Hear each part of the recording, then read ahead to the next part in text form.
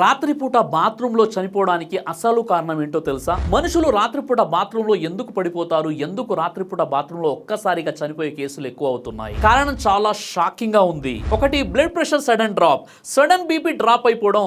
రాత్రి లేచి బాత్రూమ్ కి వెళ్ళేటప్పుడు మన బీపీ అకస్మాత్తుగా పడిపోతుంది. దీనినే నక్ట్రోనల్ హైపోటెన్షన్ అంటారు. ఒక్కసారిగా తల తిరిగి పడిపోవడం. ఇక రెండవది హాట్ వాటర్ ఎఫెక్ట్.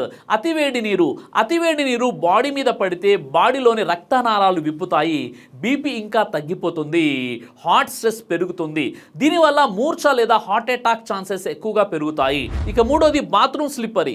బాత్రూంలో జారి పడిపోవడం, ఫ్లోర్స్లో సబ్బు, నీరు, టైల్స్ వెట్టుగా ఉండడం, ఇవి హెడ్ ఇంజురీకి పెద్ద కారణమవుతాయి.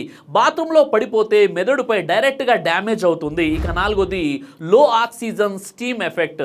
వేడి నీటితో స్టీమ్ ఎక్కువైతే అన్నిటికంటే ముందుగా ఆక్సిజన్ తగ్గుతుంది, తలనొప్పి, తల తిరిగి పడిపోవడం జరుగుతుంది. ఇక ఐదవది night time heart attack science ని ఇగ్నోర్ చేయడం.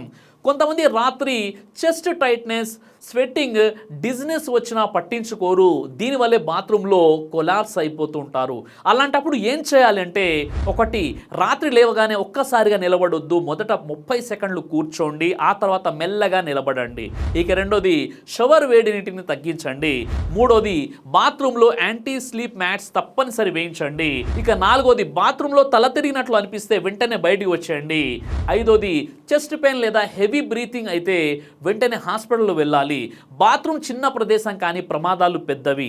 జాగ్రత్తగా ఉండండి. మీ ప్రాణం మీ కుటుంబానికి విలువైనది. ఈ వీడియో లైక్ చేసి షేర్ చేయండి.